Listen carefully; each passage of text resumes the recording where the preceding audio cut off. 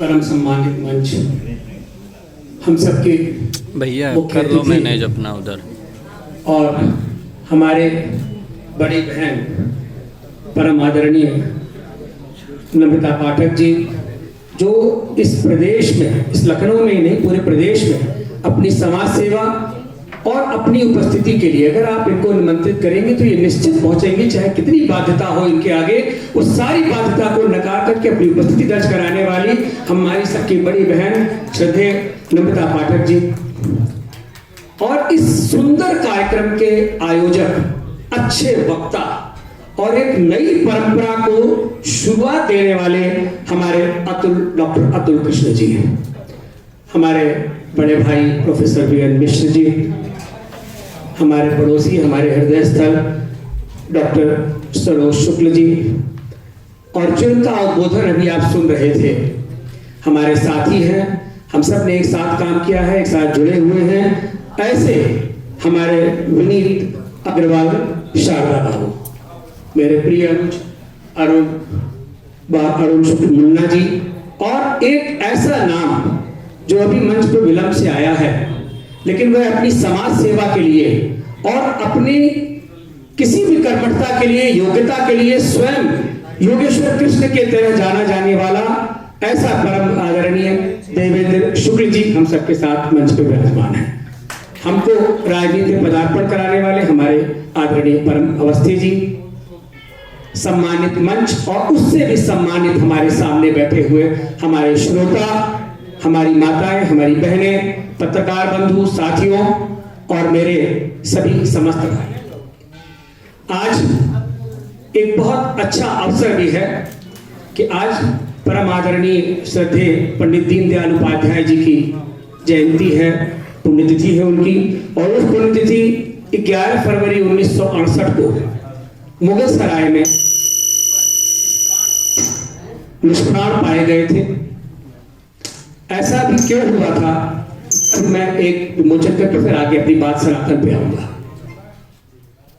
1962 की वह घटना जब चीन ने भारत पर आक्रमण किया, नेहरू जी को बार बार आगाह किया जा रहा था और नेहरू जी पूरी तरह से तत्पर थे कि हम भारत की सीमाओं की रक्षा करने में सक्षम हैं, हमारी शक्ति है, हमारा प्यार है, और लोग हमको, पूरा विश्व हमको प्यार से देखता है। तिरंगा जरूर 1947 में हमारा हो गया था, लेकिन उसका डंडा तब भी ब्रिटिश में ही हुकूमत के हाथ में था। ब्रिटिश हुकूमत अपने डंडे से इस झंडे का भी संचालन कर रही थी और नेहरू जी वहीं से संचालित होते थे। मुझे कहने में कोई गुरेज नहीं है, 1962 की उस लड़ाई में जो कुछ भी हमने खोया है वह सब आप उससे विदित होंगे, वह बताने की आवश्यकता नहीं है। हमारे वीर सैनिकों ने हंसते हुए, हंसते हंसते अपने प्राण निछावर कर दिए, निहत्थे हमारा साथी खड़ा होकर सामने चीन के सेना के गोली का सामना कर रहा था, ये भी आपने देखा होगा।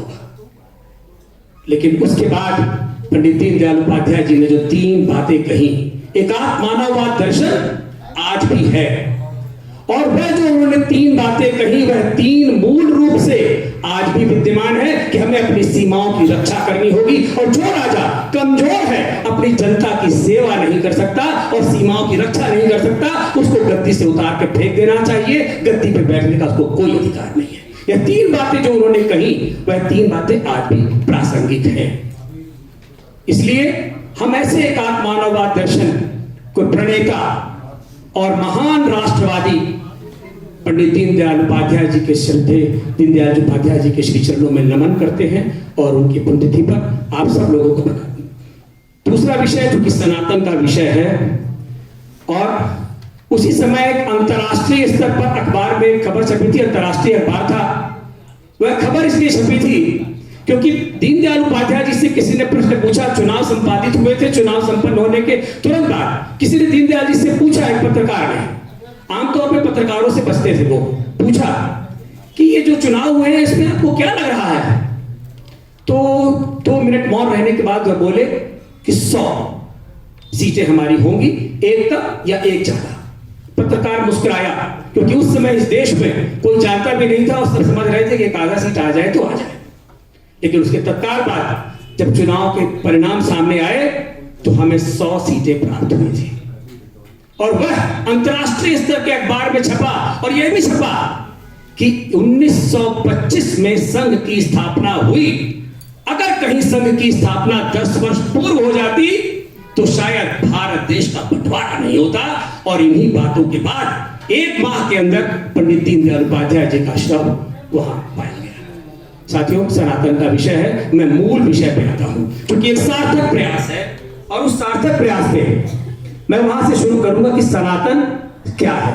सनातन एक आदि है ना अंत है, एक ऐसा विषय अगर किसी की उत्पत्ति हुई है तो उसका अंत होगा, सुनिश्चित है। जो आया है वो जाएगा, आया है सो जाएगा। राजा रंग फकीर, चाहे वो मानव हो, प्राणी हो, मूल हो, प्राणी किसी प्रकार का हो, चित्त जल पावक गगन समीरा पंच अधम शरीरा, ये जो शरीर है ये 5 तत्व से बना हुआ है। इस 5 तत्व के शरीर में वो बातें विलीन हैं। हमारा सनातन महान है, इसकी ना आदि है, कोई नहीं जानता कि कब उत्पत्ति हुई, इसलिए इसका अंत होने का तो स्वयं भी नहीं होता कि कभी इसका अंत भी होगा। जिसकी उत्पत्ति ही नहीं हुई उसका अंत कैसे होगा। सिया राम मैं सब जग जानी, करो प्रणाम जोर जुग पानी। जहां इस व्यवस्था पर लोगों ने रखा, अभी बौद्ध का विषय था, भगवान बुद्ध उन्होंने त्याग दिया।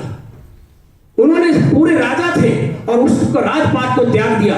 जब वह तपस्या और साधना के बाद अपनी साधना पूर्ण करके काशी के जगह से वहां से पैदल चले, जहां पर उन्होंने साधना किया बोध गया में, वहां से जब वह पैदल चले जा रहे थे, नंगे पैर, पूरे शरीर के कपड़े तार तार और ऐसे मैले कुचैली व्यवस्था में, पूरे बाल केश ऐसे थे।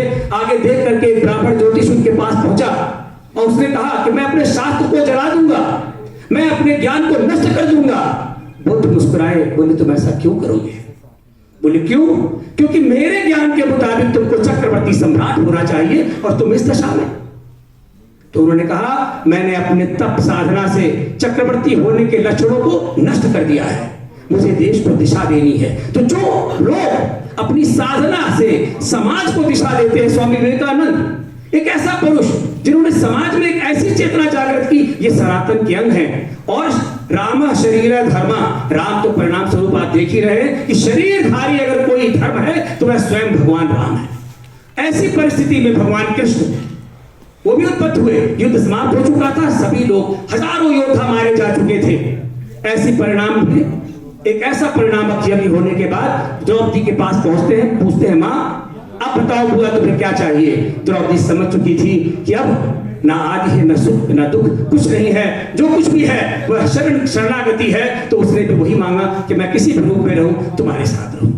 तो जहां तक अभी हमारे डॉक्टर साहब ने एक विषय रखा था, उन्होंने अतुल कृष्ण जी ने कहा कि इस्लाम भी सनातन का अंग हो सकता है, तो मैं कदाचित नहीं मानता, क्योंकि उसका तो आदि है, उसकी शुरुआत है। और हम मानते हैं कि हम पुनर्जन्म में विश्वास रखते हैं, हम कहते हैं कि हम अजन्मा है, पूरा जन्म में आएंगे, और वह इसको नहीं मानते। तो कहीं हमारा उनका मेल उस पे नहीं हो सकता। मुझे लगता है कि इस तमाम चीजों में हम अपने सनातन को लेके चले, हम ये मान के चले कि सनातन हमारा श्रेष्ठतम है, सनातन है, लेकिन हम दूसरे को जो हमारे से मेल नहीं खाता उसको हम स्थान नहीं दे सकते। उन्होंने तलवार के जोर पर धर्म परिवर्तन कराया, तलवार के जोर पर उन्होंने पूरी दुनिया को जीतने की बात रखी। लेकिन मुझे एक उदाहरण दीजिए कि सनातन ने कहीं दूसरे देश पर आक्रमण किया हो, सनातन ने कहीं कब्जा करने की कोशिश की हो। तो हमारा धर्म हमें ये नहीं सिखाता, धर्मो रक्षति रक्षता, तुम धर्म की रक्षा करो, धर्म तुम्हारी रक्षा करेगा। तो हम इन चीजों को लेकर के ही आगे बढ़े। मुझे लगता है वह समानता नहीं है, समय की बाध्यता है। हमारी नम्रता दीदी को भी जाना है, उनको भी कुछ बोलना है। ये अवसर ऐसा है कि जिस पर डिबेट होनी चाहिए। हमारे यहाँ पहले कुंभ में मेले लगते थे और उनमें शास्त्रार्थ होता था। मैं डॉक्टर अतुल कृष्ण जी से, अपने हमारे एमपी दीक्षित जी हमारे बड़े भाई हैं, इनसे अनुरोध करूंगा कि कभी ऐसा अवसर रखें, उनको भी बुलाएं, वो भी आए। हम ये नहीं कहते कि हमारा कोई उनसे मुश्किल है, वो ना आए, क्रिश्चियनिटी भी आए, इस्लाम भी आए, लेकिन एक चर्चा हो, स्वस्थ चर्चा हो, उस पर हम बात करेंगे। मुझे बहुत अच्छा लगेगा। समय की बाध्यता, समय कम है, मैं अपनी वाणी को विराम देता हूँ। जय हिंद, जय भारत।